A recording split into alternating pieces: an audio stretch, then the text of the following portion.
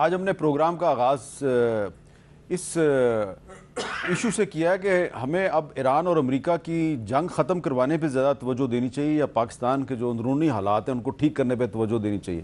اب دیکھیں نا 5 اگست کو اپوزیشن پارٹیز جو ہیں انہوں نے احتجاج کا اعلان کیا ہوا ہے پورے پاکستان میں.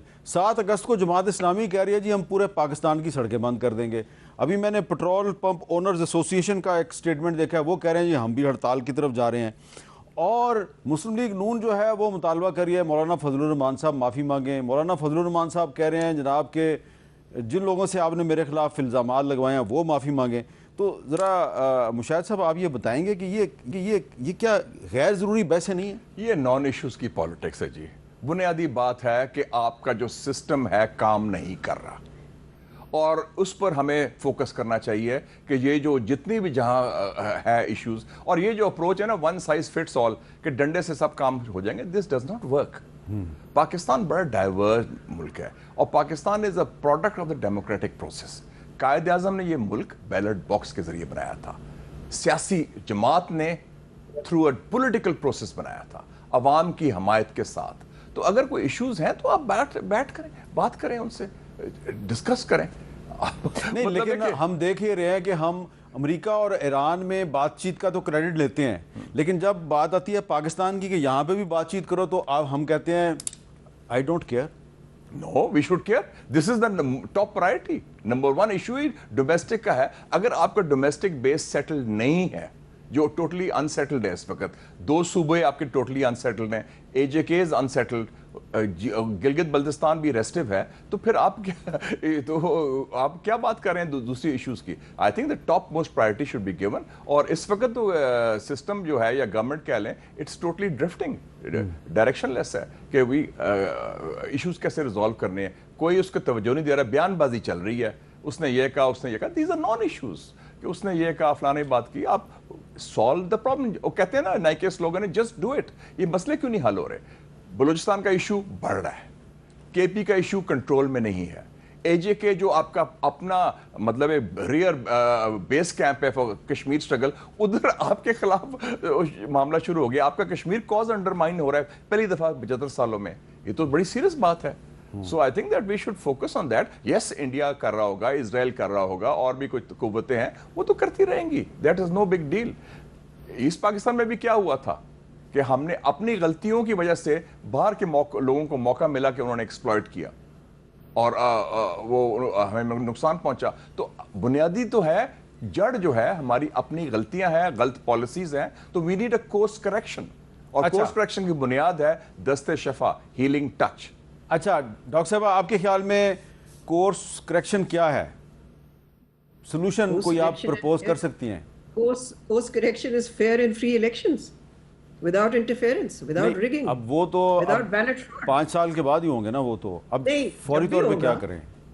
فوری طور پہ تو ایک ٹروس ہونا چاہیے بٹوین دا گورنمنٹ اور اپوزیشن. فوری طور پہ سیاسی پرزنرز کو ریلیز کرنا چاہیے. اور آپ نے ایک چیز کا ذکر نہیں کیا جو آئی ایم شیور آپ کریں گے آئندہ دنوں میں, اور وہ ہے ایک لائرز موومنٹ بھی ایک شیپ لے رہی ہے پہلی دفعہ. ٹھیک ہے, کافی ڈیوائیڈڈ ہیں لائرز, لیکن وہ بھی یہ کہہ رہے ہیں کہ 26 اور 27 کانسٹیٹیوشنل امینڈمنٹ سے تو جو ہائر جوڈیشری ہے وہ اس قدر انڈرمائن ہو گئی ہے, وہ بالکل ہی سبارڈینیٹ ہو گئی ایگزیکٹو کو. دیکھیں مختلف چیزیں جو آپ نے آئیڈینٹیفائی کی, اس سے کہ یہ پھر پکچر سامنے آتی ہے کہ ہمارا جو ملک ہے وہ اس وقت بہت ہی زیادہ یعنی کہ چیلنجز اس کو فیس کر رہا ہے. اور اس میں پبلک ڈسکنٹینٹ, پبلک ڈسافیکشن مختلف سیکشنز آف سوسائٹیز بڑھتی جا رہی ہے. اور کیوں بڑھ رہی ہے؟ اس لیے کہ they do not accept the policies that these rulers are implementing, because there are no policies that they are implementing. وہ کیا کر رہے ہیں؟ وہ تو سارا ان کا فوکس ہی باہر ہے, سارا وقت وہ اوورسیز ٹرپس پہ ہوتے ہیں, اور پھر جہاں تک معیشت کا تعلق ہے وہ سارا وقت پیسے مانگتے رہتے ہیں. کبھی آئل فیسلٹی مانگ رہے ہیں, کبھی لون رول اوور مانگ رہے ہیں چین سے, کبھی کوئی نیا کریڈٹ لائن مانگ رہے ہیں. تو سوال پھر لوگوں کے ذہن میں یہی آتا ہے جو کہ اکنامک ڈیفیکلٹی میں ہیں, اور اس وقت جب کہ پار آؤٹیجز ہو رہے ہیں اس گرمی میں, تو ان سے پھر ظاہر سوال ان کا یہی ہوتا ہے نا کہ آپ کر کیا رہے ہیں؟ کیا آپ ہمارے مفاد کے لیے بیٹھے ہوئے ہیں ان پار, یا اپنی پار کے لیے, اپنے ہی پرپزز کے لیے, اپنے ہی انٹرسٹ کے لیے بیٹھے ہیں. So I think Pakistan is heading towards a very very کہتے ٹربلڈ پیریڈ میں کہوں گی.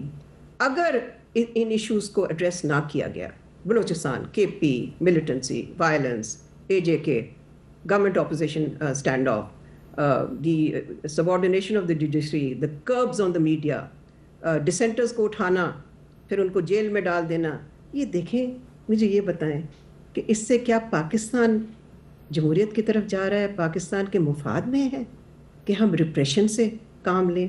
اور کبھی ریپریشن جو ہے وہ کبھی کسی مسئلے کا حل ہوا ہے کہیں بھی؟ ہاں, عارضی طور پہ ایک آپ لڈ لگا دیتے ہیں, پھر وہ لڈ. اچھا, آپ نے ایک بڑی اہم بات کی ہے مشاہد صاحب, وہ کہہ رہی ہیں ڈاکٹر صاحبہ کہ پولیٹیکل پریزنرز کو رہا کیا جائے. اب اس میں سے ایک سوال ہے کہ جو سب سے بڑا پولیٹیکل پریزنر ہے عمران خان, وہ تو 3 سال سے جیل میں ہے, کوئی موومنٹ بھی نہیں چلا سکے وہ. تو اتنا بڑا جو پولیٹیکل تھریٹ تھا حکومت کے لیے وہ جیل میں ہے, اس کے باوجود پاکستان میں سٹیبلٹی کیوں نہیں آئی؟ اتنی پابندیاں, 26ویں ترمیم, 27ویں ترمیم, سب کچھ کنٹرول میں ہے, سٹیبلٹی کیوں نہیں آ رہی؟ ایشوز لوگوں کے حل نہیں ہو رہے نا جی. جو عوام کے ایشوز ہیں اس میں سے کون سے ایشوز حل ہو رہے ہیں؟ لا اینڈ آرڈر ہے حل ہو رہا ہے, اکانومی ہو رہی. آپ دیکھیں, آپ نے بنائی بھی تھی کہ organisation SIFC, strategic investment facilitation council, ویسے بھی نام بھی ٹنگ ٹویسٹر ہے. اس میں کتنی انویسٹمنٹ آئی ہے؟ آپ نے کہا کہ اتنی انویسٹمنٹ آئے گی عرب سے, اتنی فلان. صرف ایک ملک آپ میں انویسٹ کر رہا ہے, اس کا نام ہے عوامی جمہوریہ چین. وہ آپ کے ساتھ چٹان کی طرح کھڑا ہے. اور میرے پاس اتنی لمبی لسٹ ہے ان ملٹی نیشنل کمپنیوں کی, خاص طور پہ دوا ساز کمپنیاں جو آہستہ آہستہ پاکستان چھوڑ کے جاتی جا رہی ہیں. نہیں, اب تو آپ کو جو جہاں فائزر چھوڑ گئی, بائر چھوڑ گئی, سنوفی چھوڑ گئی, اور بہت سی میرے لمبی لسٹ ہے. لیکن 2 کام سمپل کرنے تھے, آپ نے وعدہ کیا تھا. ایک ہے 1 ونڈو آپریشن, میں اکانومی کی بات کر رہا ہوں, اور دوسرا fool proof security. Why can't you provide that? What's the problem? تو یہ نالائکی ہے نا پھر. This is monumental incompetence.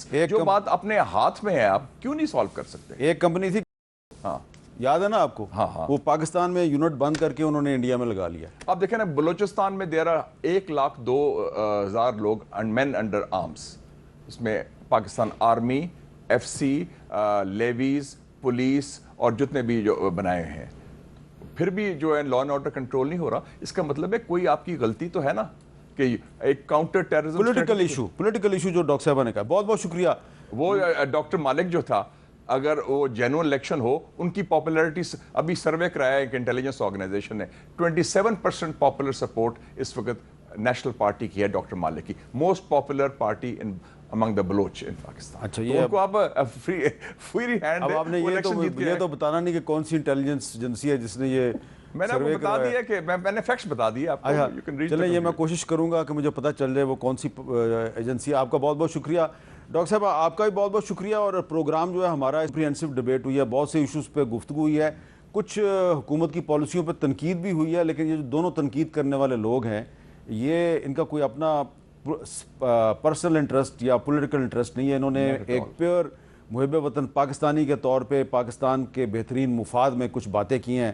اگر کسی کی طبیعت پہ ناگوار گزری ہیں تو غصے میں آنے کی بجائے تھوڑا سا اس پہ غور کریں ٹھنڈے دل کے ساتھ. بڑی مہربانی ہوگی آپ